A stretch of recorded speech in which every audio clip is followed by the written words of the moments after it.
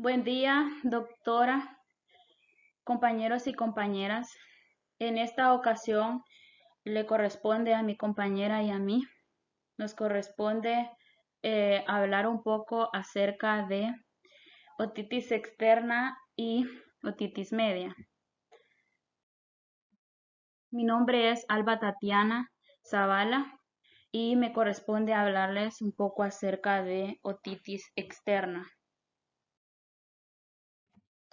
La otitis externa, este término denota enfermedades que afectan al conducto auditivo externo.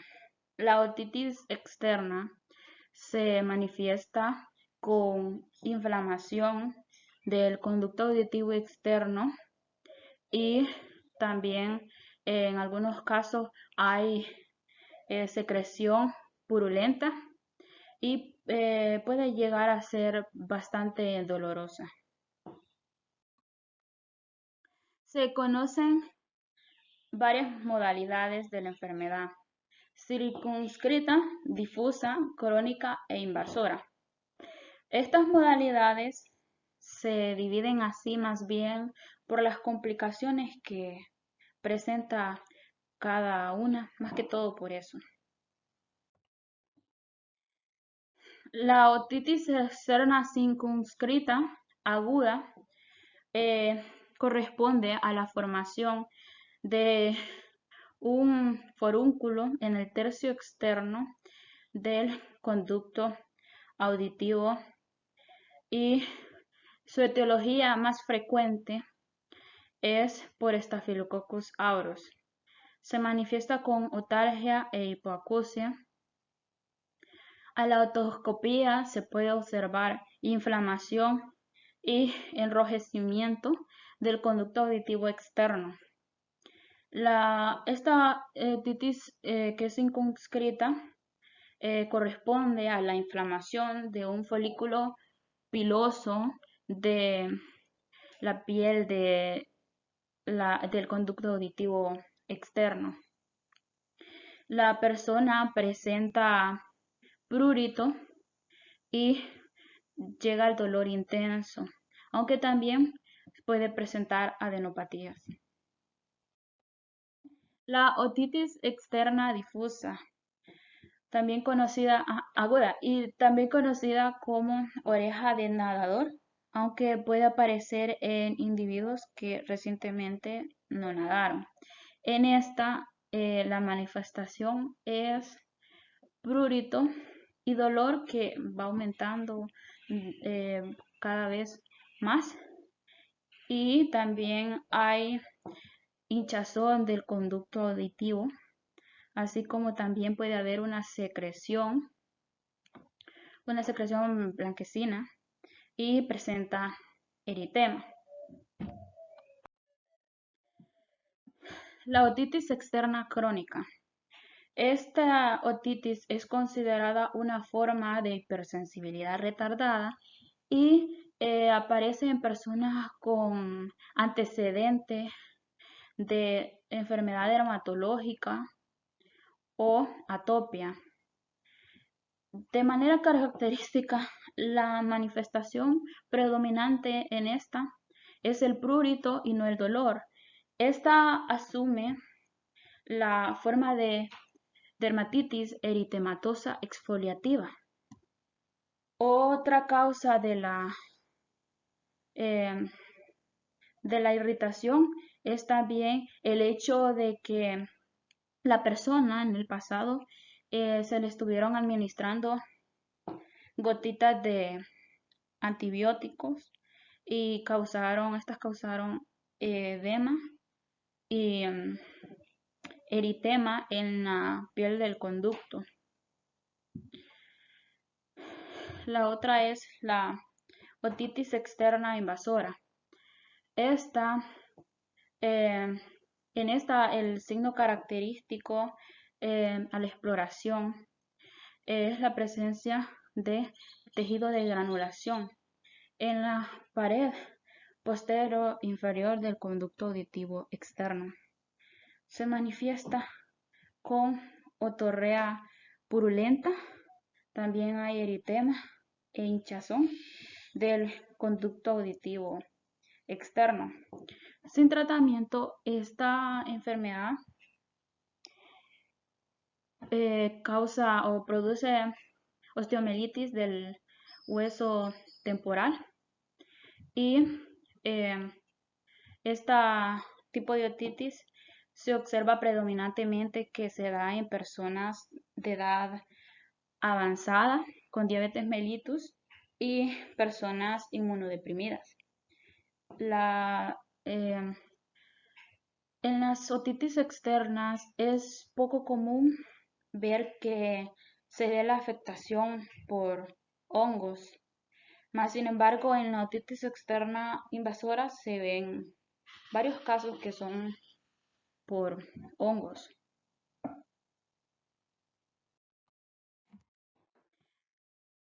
En cuanto al mecanismo de transmisión, pues las personas que presentan otitis externa, se sabe que recientemente tuvieron una exposición al agua, una humedad excesiva que participa en esto. Y también se observa que presentan traumatismo y lesiones por rascado. La otitis externa es la inflamación del conducto auditivo externo. El trastorno suele ser consecuencia de una combinación de calor y humedad retenida, con descamación y maceración del epitelio del conducto. En tal caso, en tal situación, puede aparecer una bacteria, un hongo o un virus. Puede ser causada por cualquiera de esos. Puede darse la afectación y causar lo que es la otitis externa. Aunque también la otitis externa puede deberse al hecho de que la persona quizás, ¿cómo se dice? Se fue a un lugar a nadar y le entró, ¿cómo se dice? Agua, y esta agua estaba contaminada con microorganismos, y estos microorganismos causaron la otitis externa. También la otitis externa puede ser causada por el hecho de que había en la persona una infección, había una otitis media y esta se venía propagando, se venía extendiendo y venía progresando, entonces causó la otitis externa. Aunque en algunos casos se debe el hecho de que una infección crónica la causó, como es en el caso de la sífilis, tuberculosis y lepra.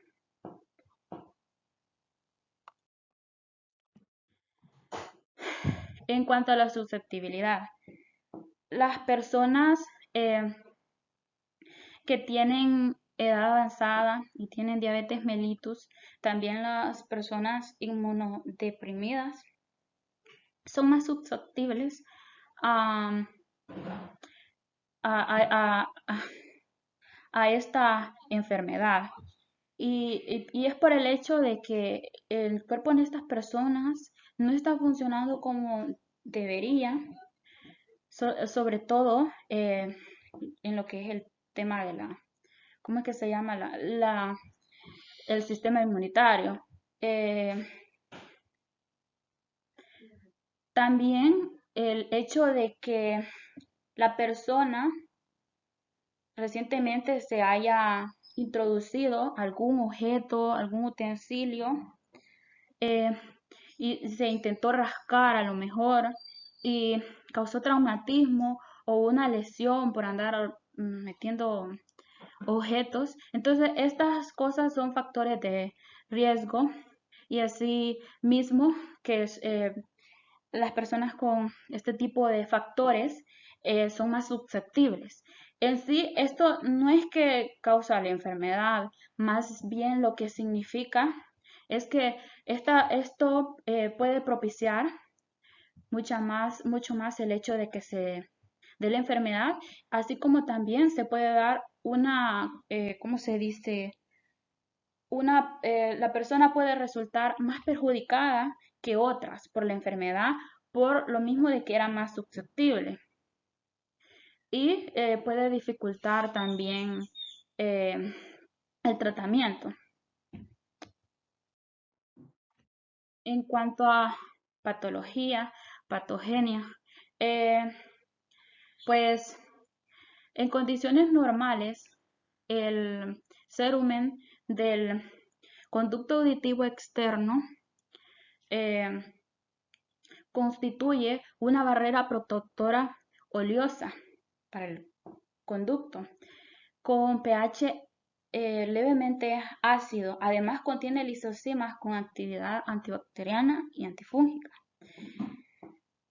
El cerumen, o mejor conocido como cera, también cumple con la función de que atrapa el polvo y microorganismos que puedan causar algún daño al oído, así como también se encarga de lubricar la, la, la, la piel del conducto auditivo. Entonces, en el caso de que le entre agua en el oído a la persona, eh, esto se puede deber al hecho de que esta persona a lo mejor fue a una piscina o al mar o a otro lugar y por alguna razón le entró agua y se hizo en el oído una humedad excesiva. Entonces, el hecho de que haya entrado agua excesiva modifica mucho las condiciones en que está el conducto porque el cerumen pierde su función protectora debido a que la conformación de este cambia y también el conducto se alcaliniza. Y en tal situación, estas condiciones favorecen a que se proliferen microorganismos patógenos y comensales. Y en tal situación es cuando ocurre la denominada infección de la que estamos hablando. Ajá.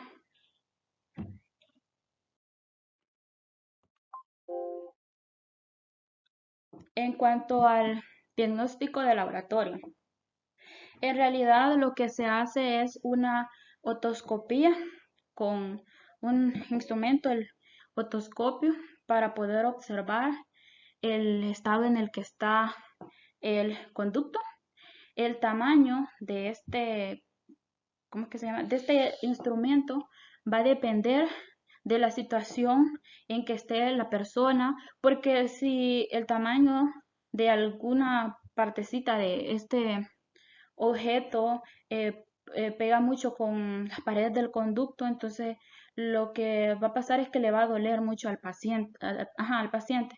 Entonces, y pues eso, en algunos casos, más que todo cuando la persona se ve que no, ¿cómo se dice? No mejora, no progresa, el tratamiento como que se ve que no está funcionando, se puede hacer un cultivo del exudado o una tomografía o gammagrafía o resonancia para ver si eh, cómo va progresando la enfermedad o si es que el tratamiento está funcionando o no. En cuanto al cuadro clínico, la sintomatología de la otitis externa por lo general es prurito, otalgia, hipoacusia, sensación de plenitud óptica, otorrea, por ahí.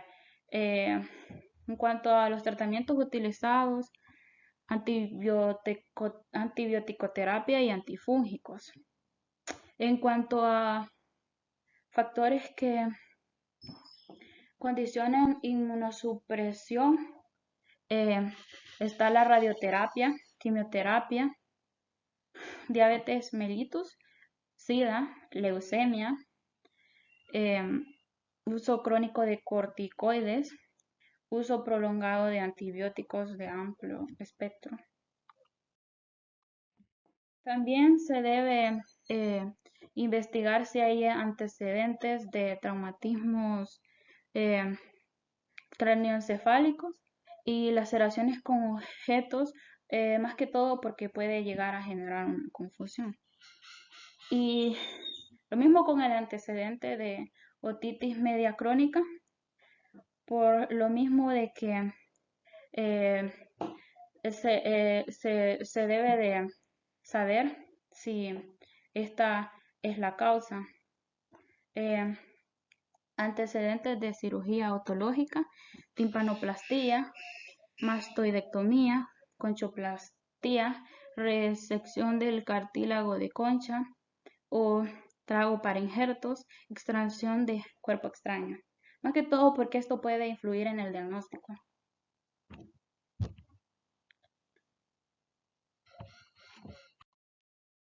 En cuanto al tratamiento, de primero se debe hacer una limpieza cuidadosa del conducto para retirar algún cuerpo extraño como una masa fúngica.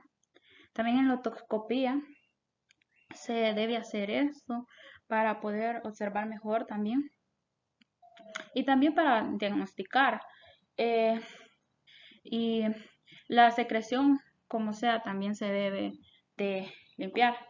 En cuanto al tratamiento, se debe aplicar calor local si es necesario para disminuir el dolor y indicar antiinflamatorio y administrar gotitas de antibiótico. Aunque en caso de que la persona está muy grave de esta enfermedad y puede haber mucho dolor, se puede administrar por vía oral, aunque también endovenoso.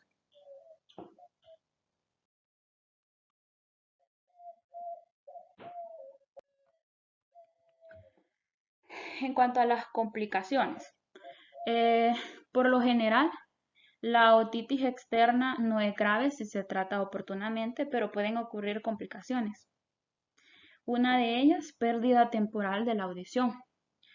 Es posible que la persona experimente una reducción en la audición que suele desaparecer cuando la infección desaparece. Infección a largo plazo. Se considera que si los síntomas de la otitis externa duran más de 3 meses, entonces es crónica. La otitis así que es crónica, se da frecuentemente porque hay condiciones que evitan que el tratamiento funcione en sí, como lo que es la presencia de reacciones alérgicas, aunque también presencia de afecciones como dermatitis y psoriasis, o la combinación de una infección, una infección antibacteriana y antifúngica, perdón, bacteriana y fúngica. Infección del tejido profundo. Esto hace referencia a el hecho de que se puede ir hacia tejidos, hacia capas más profundas y los tejidos conectivos de la piel. Y también otra complicación es la infección más extendida, que esta hace referencia, esta hace, esta hace referencia, esta hace referencia a que pues la otitis puede progresar, extenderse, y entonces puede, ¿cómo se dice? Afectar a otras estructuras del cuerpo, como lo que es en el caso de, más que todo cuando hay otitis externa, la invasora. El punto es que las otitis pueden llegar a causar, ¿cómo se dice? Llegar a dañar estructuras como el cerebro y nervios craneales, e incluso pueden llegar a producir, a ocasionar una parálisis nerviosa y muerte.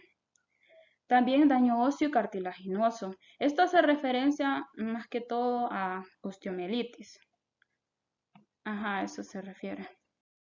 En cuanto a la prevención y control, se recomienda proteger al oído de la humedad excesiva, ya que en las personas con otitis externa se sabe que tuvieron exposición reciente al agua, aunque también lesión y traumatismo. Y se recomienda que si entra agua al oído, entonces tratar de limpiar el conducto con la esquina de la toalla. Siguiendo con el tema de la otitis, yo les hablaré sobre lo que es la otitis media. La otitis media aguda es una infección bacteriana del espacio del hueso temporal, recubiertos con mucosa que contienen aire. Normalmente la aparición de signos y síntomas de esta infección es bastante rápida. La bacteria Streptococcus pneumoniae es la causante en la mayoría de los casos. También hay que mencionar que la prevalencia es mayor en los pacientes pediátricos, y esto es porque la otitis media está íntimamente relacionada con lo que son las infecciones en las vías aéreas superiores. Aquí tenemos los diferentes tipos de otitis media. Está la otitis media recurrente, que estos pueden ser 4 episodios diferentes en 6 meses o 6 episodios diferentes en un año. Normalmente los patógenos que provocan lo que es la otitis media aguda provocan también la otitis media recurrente. También está la otitis media serosa. Esta enfermedad se caracteriza por presentar líquido en el oído medio. Los derrames en el oído medio se curan por sí solos en un tiempo de curación de entre 2 a 4 semanas, pero en el caso de que haya algún cuadro de otitis media aguda anteriormente, pueden durar meses. También tenemos lo que son la otitis media crónica. Esta enfermedad está caracterizada por una otorrea virulenta, repetitiva y persistente.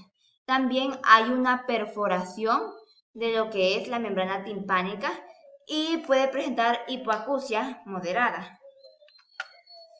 Epidemiología y distribución. La incidencia del OMA, otitis media aguda, es especialmente elevada en la edad infantil. Alrededor del 60% de los niños han padecido un cuadro de otitis media antes del año y un 80% lo han sufrido al cumplir 2 años.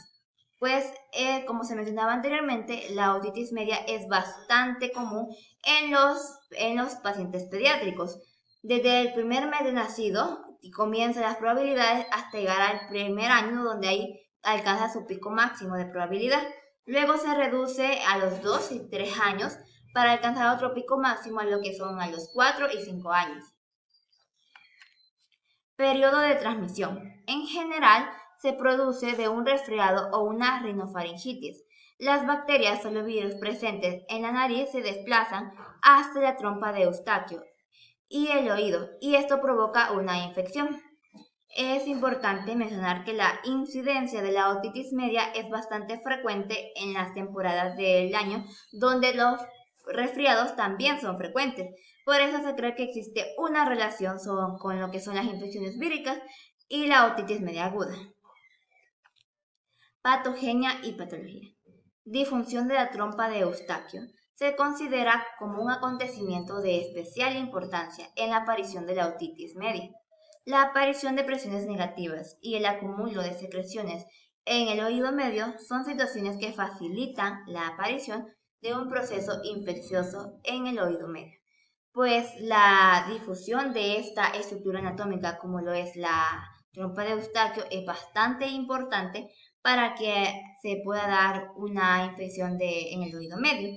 Pero también hay otros como por ejemplo una infección vírica, debido a que los agentes víricos tienen unos mediadores inflamatorios que lo que hacen es que provocan una inflamación en la trompa de Eustaquio, provocando así una aparición de una otitis. Y también estas infecciones víricas hacen que la población bacteriana en la nasofaringe aumente. Cuadro clínico. El síndrome más característico es la otalgia, es decir, un dolor en el oído que va desde muy leve hasta intenso. En el lactante es un llanto difícil de calmar. También junto a la otorrea. La otorrea son secreciones pirulentas en el conducto auditivo externo. La hipoacusia es una disminución de la audición y esta aparece de forma brusca. También se puede notar una membrana timpánica enrojecida y una presencia de pus o de líquido en el oído. Estos son los síntomas más característicos y por los cuales se puede guiar para dar un diagnóstico. También el diagnóstico de laboratorio. Por lo general, la otoscopía es suficiente para diagnosticar una otitis media aguda. Aquí podemos observar cómo se realiza esta otoscopía. La otoscopía es muy importante para diagnosticar lo que es una otitis media aguda. En el hallazgo se puede observar cómo está una membrana timpánica enrojecida y también puede haber secreciones virulentas o derrames en el oído medio.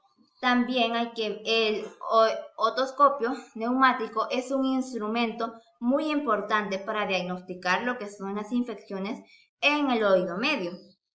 En el caso de los pacientes lactantes, que es donde tienen su mayor prevalencia, pues es más difícil realizar esta otoscopía. Se le debe de pedir ayuda al acompañante para sostener al niño en una posición de decúbito supino y poder realizar la otoscopía. Y como el conducto auditivo de estos niños es bastante estrecho, muchas veces está obstruido por lo que son restos epiteliales o por cerumen. Por lo tanto, es importante que se retiren o se extraigan esas partes para poder realizar un mejor diagnóstico con la otoscopía. Diagnóstico diferencial. Para poder realizar un buen diagnóstico de la otitis media también es necesario poder realizar un buen diagnóstico diferencial. En este diagnóstico lo que se hace es que se van a descartar algunas entidades que por sus signos o síntomas pueden ser parecidos a los de la otitis media, pero que no están relacionados con ella. Por ejemplo, está un cuerpo extraño, sobre todo en los niños. También está un dolor de oído. Este dolor de oído normalmente es característico de lo que es la otitis media, pero pueden haber otras afecciones, como por ejemplo cuando hay un taponamiento por cerumen, que eso se da mayoritariamente en los pacientes mayores. Entonces, también puede haber un derrame en el oído medio por alguna lesión o alguna intervención quirúrgica. También puede existir una mastoiditis aguda. Esta pues es una infección en el hueso mastoideo que está detrás del oído. También puede existir una vasculitis. La vasculitis es una inflamación de los vasos sanguíneos que se da debido a que el sistema inmune ataca a los vasos sanguíneos por equivocación. Tratamiento. Los antibióticos vía oral de primera línea son la amoxicilina de 80 a 90 miligramos por kilogramo de peso al día. en 2 fracciones diarias, o la eritromicina, que son 50 miligramos por kilogramo de peso al día, más sulfonamida, que son 150 miligramos por kilogramo de peso al día, durante 10 días. La amoxicilina es uno de los fármacos más importantes a la hora de tratar una otitis media. Es bastante eficaz contra las Streptococcus y las Pneumococos. También tiene un perfil farmacodinámico bastante bueno, por eso es de primera línea en la elección de este. También hay alternativas útiles en casos resistentes, como el cefaclor de 20 a 40 miligramos por kilogramo al día. Este cefaclor es un antibiótico de tipo cefalosporina que también actúa en infecciones bacterianas. Y la combinación de amoxicilina y clavulanato de 20 a 40 miligramos por kilogramo de peso al día. Esta pues es una de las opciones cuando existen casos resistentes a los medicamentos de primera línea. El clavulanato actúa defendiendo la amoxicilina para que ésta no sea destruida por la bacteria. Complicaciones. La otitis media puede tener diferentes tipos de complicaciones. Por ejemplo, puede haber una colesteatoma. Es una variedad especial de otitis media crónica que generalmente la causa de esto es debido a una difusión prolongada de la trompa de Eustaquio. También puede estar la mastoiditis supurativa aguda, que aparece como de entre 1 a 2 semanas y sus síntomas más característicos es que tiene un dolor retroarticular, eritema y también fiebre en espigas. También relacionado a las complicaciones puede haber una parálisis facial. La otitis media también está relacionada con la parálisis facial. Esto se debe más a lo que es la inflamación del séptimo par craneal que en su segmento del oído medio. Esto estará mediado por lo que son las enterotoxinas producidas por la bacteria. También puede existir una trombosis del seno sigmoideo, que es una de las complicaciones intracraneales de la otitis media. Esta consiste en la formación de un trombo en el seno sigmoideo que puede extenderse hasta lo que es el oído interno e incluso si no se trata de la mejor manera puede causar complicaciones o hasta la muerte. También hay otra infección del sistema nervioso central. Estas infecciones pueden ser como la meningitis otógena, que por lo mucho es una de las complicaciones más conocidas de lo que es la otitis media.